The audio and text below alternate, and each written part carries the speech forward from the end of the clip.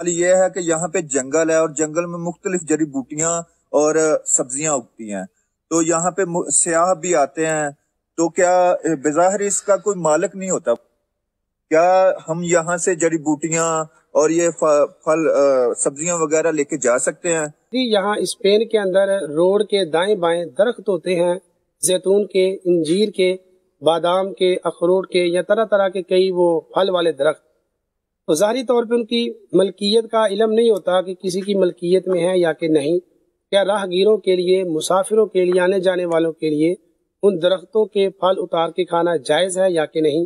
اور اسی طرح جس طرح ہمارے وطن عزیز پاکستان کے اندر ابھی شجر کاری مہم جاری و ساری ہے، اگر وہاں پہ کوئی پھلدار درخت لگاتا ہے اور ظاہر وہ کسی نہ کسی کی ملکیت میں ہوگا، تو کیا ان درختوں کے پھل اتار کے کھانا راہ گیروں کے لیے جائز ہوگا یا کہ نہیں؟ رہنمائی فرما دیں. اس میں جو جنگل کے حوالے سے کہا ہے، تو عام طور پہ اگر ایسے جنگل سرکاری ملکیت کے اندر نہیں ہیں، یہ جو چاہتا ہے اس میں سے جا کے پھل توڑتا ہے، سبزیاں توڑ لیتا ہے، جڑی بوٹیاں لے آتا ہے، تو ظاہر ہے کہ ہر ایک کو اس کی اجازت ہوتی ہے. لیکن اگر وہ سرکاری ملکیت کے اندر ہیں، حکومت کی طرف سے اس پہ پابندی ہے، تو پھر اس صورت میں اس کی اجازت نہیں ہوگی.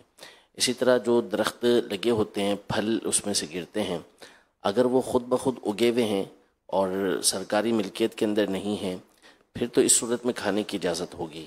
لیکن اگر وہ کسی کی ذاتی ملکیت کے اندر ہیں اور اس کی طرف سے صراحتاً یا درارتاً اجازت نہیں ہے، تو پھر اس صورت میں کھانے کی اجازت نہیں ہوگی. اور اگر کسی کی ذاتی ملکیت میں ہے اور اس نے اجازت دے رکھی ہے، تو جسے معلوم ہے کہ یہاں پر اجازت ہے، وہ کھا سکتا ہے، ورنہ اسے نہیں کھا سکتا.